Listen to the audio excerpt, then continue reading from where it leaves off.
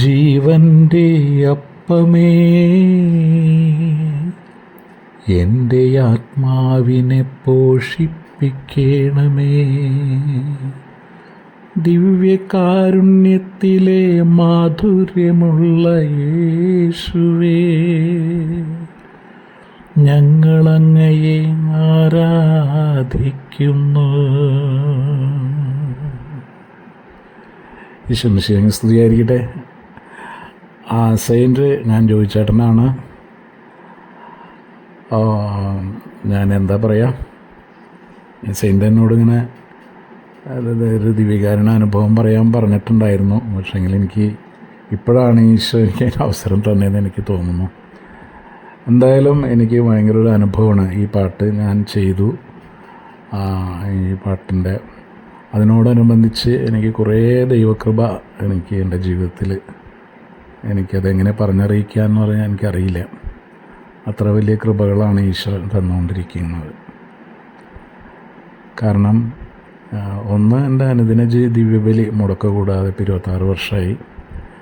പിന്നെ എൻ്റെ കുടുംബപരമായിട്ട് എൻ്റെ മക്കളുടെ കല്യാണങ്ങൾ, ഇപ്പം 3 പേരുടെ കല്യാണം, ഇപ്പം മകൻ്റെ കല്യാണം ഈ 10-ാം തീയതി വരുന്നു. അപ്പോൾ എല്ലാം കൃത്യതയോടുകൂടി ഇത് ഈശോ നടത്തി തരുന്നു. അപ്പോൾ കാരണം ഞാനൊരു ഇവൻ്റ് നടത്തുന്നതാണ്. അപ്പം ഈ കോവിഡൊക്കെ വന്നതിന് ശേഷം ഞങ്ങൾക്ക് ഒത്തിരി സാമ്പത്തിക പ്രതിസന്ധികളൊക്കെ ഉണ്ടായി. പക്ഷെ എന്നിരുന്നാലും ഈശോ അതൊക്കെ നടത്തി. വളരെ ആ ദിവ്യകാരുണ്യത്തിൻ്റെ അനുഭവമാണ് എനിക്ക് പങ്കുവയ്ക്കാനുള്ളത്.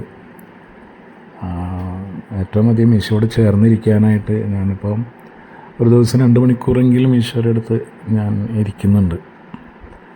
കുർബാന ഞാനിതുവരെ മുടങ്ങിയിട്ടില്ല. 26 വർഷമായി. എല്ലാ ദിവസവും 6 മണിക്ക് സെയിൻറ്റിനറിയാലോ കുർബാനയ്ക്ക് വരുന്നു കത്തീഡ്രലിൽ. പിന്നെ സ്പിരിച്വാലിറ്റി സെൻറ്ററിൽ ദിവ്യകാരുണ്യത്തിൻ്റെ മുമ്പിൽ കുറേ നേരം പോയിരിക്കും. അപ്പോൾ ഒക്കെ എനിക്ക് ഈ പാട്ടിൻ്റെ ഇരടികളിങ്ങനെ മനസ്സിൽ വരും.